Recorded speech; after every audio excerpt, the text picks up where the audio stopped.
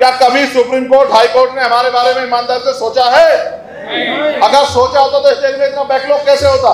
सोचा होता इस देश में कास्ट एक्टिविटी कैसे होती? सोचा होता तो इस देश में एनसीआरबी का डाटा कहता है कि लाखों लोगों में महिलाओं पर रेप हत्या होती है, ये क्यों होती है? और सोचा होता तो सुप्रीम कोर्ट मुझे जवाब दे कि लक्ष्मणपुर बात हत्याकांड जो है जिसमें 50 लोगों की जान ली गई और डिस्ट्रिक्ट कोर्ट ने उम्र कैद कर दी थी और हाई कोर्ट ने उन सब लोगों को बाइज्जत बरी कर दिया, तो ये सुप्रीम कोर्ट कहां बन गया था? किसी का बाप चपरासी बन गया है तो उनके पास कितनी संपत्ति खड़ी हो जाएगी कि वो अपनी आने वाली नस्लों को पैरों पर खड़ा कर सके? क्या सरकार के पास जवाब है? ये किसी के विकास की बात नहीं करती, ये चंद पूंजीपतियों की सरकार है। और पूंजीपति किस तरह ताकतवर हो और गरीब और कमजोर हो जाए, रोटी रोटी के लिए मोहताज हो, इसके लिए सरकार प्रयास कर रही है। ओबीसी नहीं, सभी जातियों की जातिगत जनगणना होनी चाहिए, यानी कि जातीय गणना होनी चाहिए। किसकी कितनी संख्या है इस बात का पता लगना चाहिए और किसको इस देश में क्या मिल रहा है।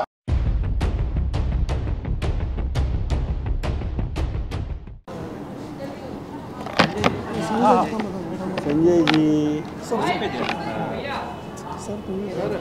बहुत बहुत धन्यवाद। राष्ट्रीय संयुक्त मोर्चा भारत,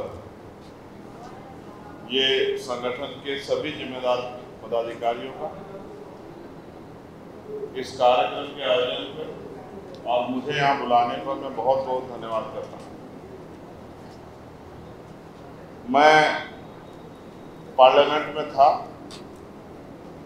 और क्योंकि एक बहुत महत्वपूर्ण बिल आज पार्लियामेंट में पेश हुआ था, हमें ये उम्मीद थी कि हम लोग उसमें डिवीजन की मांग करेंगे और हमने की भी, लेकिन विपक्ष के साथियों का सहयोग न मिलने के कारण हम उसमें कामयाब नहीं हो पाए और वो जेपीसी में मामला चला गया।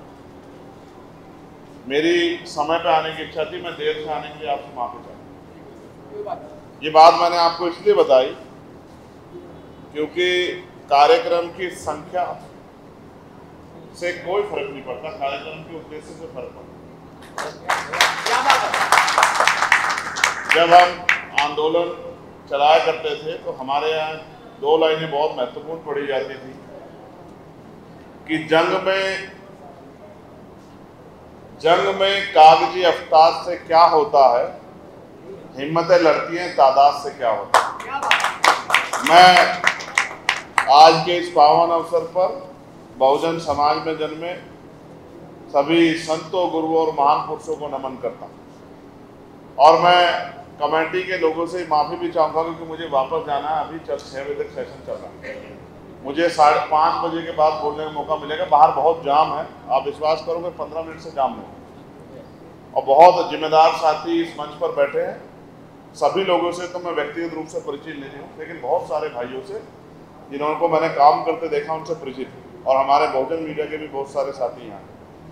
मैं बिना देखे, क्योंकि नाम ही ऐसा है राष्ट्रीय संयुक्त मोर्चा भारत, सब लोग तो भारत नहीं कहते इसे, लेकिन जो भारत कहते हैं वो इसकी अहमियत को भी समझते हैं कि ये भारत कैसे बना और इस भारत में किस किसने हजारों साल तक क्या क्या सहा है। तो मैं आपकी भावनाओं का समर्थन करते हुए आपके पूरे आंदोलन की भूमिका और आपकी मांगों के साथ खड़ा हूँ, इस बात का मैं आपको विश्वास दिलाता हूँ। 2-3 महत्वपूर्ण चीजें हैं जो मुझे कहनी है, वो ये है जिसमें आपका पहले ही जो है विषय ये है कि भारत का संविधान एवं मानव अधिकार आरक्षण हिस्सेदारी के लिए संवैधानिक भारत राष्ट्र का नवनिर्माण करना। तो मैं इस पर बस इतना ही कहना चाहता हूँ, मैं चाहता हूँ ये हो, लेकिन इसको तैयार करने, इसको बनाने की, इस सपने को पूरा करने की शक्ति भारतीय संविधान के कारण ही लोकतांत्रिक व्यवस्था में जब तक सत्ता में हम लोग नहीं आएंगे तब तक इस तरह के भारत के निर्माण की उम्मीद करना, ये सपना तो अच्छा है लेकिन पूरा नहीं हो सकता। इस बार जब पार्लियामेंट में बजट पेश हुआ तो वो ऐसा था बजट कि जैसे किसान मजदूर रात में थक के आके सो जाता है और सपने में महसूस करता है कि कोई मसीहा आएगा, कोई परिवर्तन होगा, हमारी जिंदगी बदल जाएगी। और रात में सपने में रहता है क्योंकि थका हुआ रहता है, डीप स्लीप होती है, गहरी नींद आती है, सुबह उठकर उसको याद आता है कि उसको काम पे जाना होता है और भारत में कुछ बदला नहीं होता है। वो वहाँ पर उसकी स्थिति ऐसी होती है, उसको अपने बच्चों का पेट पालना होता है, फीस के लिए पैसों की जरूरत होती है, अगर अच्छे स्कूल में पढ़ा रहा है, इलाज के लिए पैसों की जरूरत होती है, तमाम तरह की बुनियादी सुविधा की जरूरत होती है। हर बार बजट से इस देश का बहुजन समाज ऐसे ही ठगा गया है, क्योंकि हमारा कोई भी दल इस देश की राष्ट्रीय राजनीति में मुख्य भूमिका में उस तरह नहीं आ पाया कि वो सत्ता में उस तरह स्थापित हुआ हो कि केंद्र की सत्ता उन्होंने चलाई हो। इस कारण जो है, जो होना चाहिए था देश में, वो लागू नहीं हुआ। साथ साथ अन्य पिछड़ा वर्ग ओबीसी की जातीय जनगणना कर उनकी जनसंख्या अनुसार आरक्षण, तो मैं इसको इस तरह कहूंगा कि ओबीसी नहीं, सभी जातियों की जातिगत जनगणना होनी चाहिए, यानी कि जातीय गणना होनी चाहिए। किसकी कितनी संख्या है इस बात का पता लगना चाहिए और किसको इस देश में क्या मिल रहा है। मैं आपको जानकारी के तौर पे कहूंगा, इस बार बजट में 13,000 करोड़ रुपए शेड्यूल कास्ट के लोगों को और 13,000 करोड़ रुपए शेड्यूल ट्राइब के लोगों को मिला, 26,000 करोड़। और देश का मुख्य बजट क्या था? 48 लाख करोड़, 48 लाख करोड़ के लगभग जो बजट था। अगर हम इस पैसे को डिवाइड करके देखें तो 0.54 लगभग 0.5054%, यानी कि लगभग 1 रुपए का भी आधा हिस्सा, पॉइंट में 1 रुपया भी, यानी कि 1% पैसा भी सरकार ने हमें नहीं दिया। और ये सरकार सबके साथ सबके विकास की बात करती है, ये किसी के विकास की बात नहीं करती। ये चंद पूंजीपतियों की सरकार है, और पूंजीपति किस तरह ताकतवर हो और गरीब और कमजोर हो जाए, रोटी रोटी के लिए मोहताज हो, इसके लिए सरकार प्रयास कर रही है। तो आपकी मांग है, मैं इस मांग का समर्थन करते हुए कहता हूं कि जातीय जनगणना होनी चाहिए। जब जातीय गणना होगी तभी पता लगेगा किसने किसका हिस्सा खाया है। अभी तो सुप्रीम कोर्ट का एक ऑर्डर आ गया, हम भाइयों भाइयों में झगड़ा कराने का प्रयास हो गया है। हमारे लोग तो समझते नहीं है। जिस दिन हमारे लोग उस ऑर्डर को पढ़ेंगे और समझेंगे, और मैंने कहा कि अगर इतनी योग्यता, इतनी क्रिमिलेयर पैदा हो गई है तो भाई फिर एनएफएस क्यों हो रहा है? फिर हमारी सीटों को सामान्य लोगों से क्यों भरा जा रहा है? तो सरकार के पास जवाब नहीं है। मैंने पूछा कितने अरबपति तैयार हो गए शेड्यूल कास्ट के लोगों में, बताओ कितने अरबपति शेड्यूल ट्राइब में पैदा हो गए? तो सरकार पे कोई जवाब नहीं। लेकिन मैं मानता हूं कि सुप्रीम कोर्ट से भी हम लोग नाउम्मीद हैं, और उसके लिए मैंने कहा कि जब वर्गीकरण स्टार्ट हो तो वो सुप्रीम कोर्ट से हो। 4-4 पीढ़ी जज बन के बैठी है, वो 4-4 पीढ़ी के बने हुए लोग कह रहे हैं कि एक बार आरक्षण का फायदा मिल गया तो दोबारा नहीं मिलना चाहिए। मैं कहता हूं अगर 4th क्लास में किसी का बाप चपरासी बन गया है तो उनके पास कितनी संपत्ति खड़ी हो जाएगी कि वो अपनी आने वाली नस्लों को पैरों पर खड़ा कर सके? क्या सरकार के पास जवाब है? और अगर चेक करना हो तो सबने निचले पायदान पे देखो, जो सफाई कर्मचारी का काम है वो भी नौकरी सरकार पक्की नहीं दे रही। उस नौकरी में भी ठेकेदारी, सुविधा और तमाम तरह से आउटसोर्सिंग है, वहां भी पक्की नौकरी नहीं मिल रही। ये सरकार का चरित्र है। इसलिए मैं मानता हूं इन खतरों से भी हमें सावधान रहना पड़ेगा। और मैं यहाँ ये भी कहूंगा, अभी हमारे लोगों ने एक भारत बंद की घोषणा भी कर दी है अभी तक, क्योंकि हम लोग उसमें रिसर्च कर रहे हैं, क्योंकि पिछले भारत बंद के खामियाजे हमने देखे हैं। कितने लोगों पे मुकदमा, कितने लोग जेल गए। हमारे 14 नौजवान जो हैं जिनको जीवन जी के भारत देश की सेवा करनी थी, समाज की सेवा करनी थी, वो बलिदान हो गए। हमें बहुत कुछ सोचना, हमारे कंधों पे जिम्मेदारी, एक एक विषय इंपॉर्टेंट है। तो अभी उस पर बहुत चर्चा होने की जरूरत है। अभी मैं मीडिया के साथियों को भी कहूंगा, ये रंगमंच नहीं है, ये आने वाले भविष्य का फैसला ये हवा में नहीं हो सकता। ये फैसले के लिए बहुत समझदारी से आंदोलन चलाने पड़ेंगे। हवा में कोई भी आंदोलन का समर्थन कर दिया और कोई आंदोलन चला दिया और उसका खामियाजा अगर समाज को भुगतना पड़ा तो कल सवाल मेरे साथ साथ आप सबसे पूछा जाएगा। मुझसे ज्यादा पूछे जाएंगे कि आपसे कम पूछे जाएंगे, लेकिन सवाल सबसे पूछा जाएगा। तो हमारी जिम्मेदारी है कि इन चीजों को पहले नोटिस करें, फिर उसकी संवेदना को समझे, उसकी स्थिति को समझे और फिर फैसले लें। अभी इस पे हम लोग 3-4 दिन में, मैंने जितने भी मेंबर ऑफ पार्लियामेंट जिस पार्टी के भी हैं जो इस बात से सहमत है, मैंने उनकी एक मीटिंग बुलाई और हम लोग जल्द इस पर एक बड़ा निर्णय लेंगे। हम किसी भी कीमत में अपने अधिकारों को सरकार के द्वारा लूटने नहीं देंगे। इस बात का भी मैं इस मंच के माध्यम से आपको पूर्ण विश्वास दिलाने का काम करता हूँ। साथ साथ एक मांग आती है कि पृथक विदर्भ सहित अन्य छोटे राज्य गठन। तो मैंने कल ही पार्लियामेंट में बात उठाई थी कि छोटे राज्यों का निर्माण होना चाहिए, क्योंकि बाबा साहब अम्बेडकर ने अपनी किताब में लिखा, राज्य पृथक निर्वाचन में उन्होंने लिखा है कि भाई जितना छोटा राज्य होगा उतना ही सरकार की पहुंच जो है अंतिम व्यक्ति तक होगी और उतना ही क्षेत्र में विकास होगा। जिस प्रदेश में हम लोग रहते हैं, आप अन्य अन्य प्रदेशों से आए हैं, उसकी आबादी 25 करोड़ से ज्यादा है।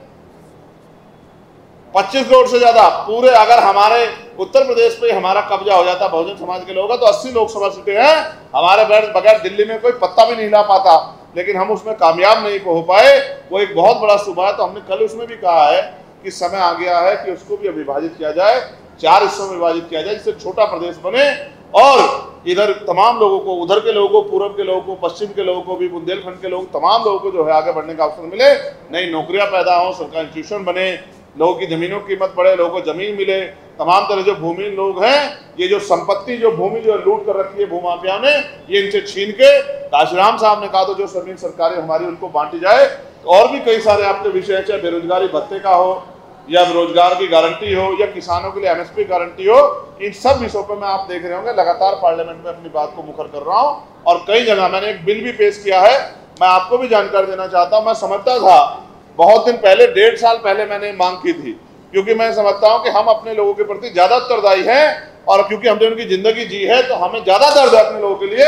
हम इस बात को समझते, 1.5 साल पहले मैंने गोरखपुर में पीसी करके कहा था कि भाई मैं समझता हूं कि कुछ जातियों को अवसर उस तरह नहीं मिले, क्योंकि उनकी आर्थिक स्थिति भी और उनको शैक्षिक स्तर पे भी बहुत सारे अवसर नहीं मिल रहे, क्योंकि सरकार ने स्कूल इस तरह के नहीं खोले।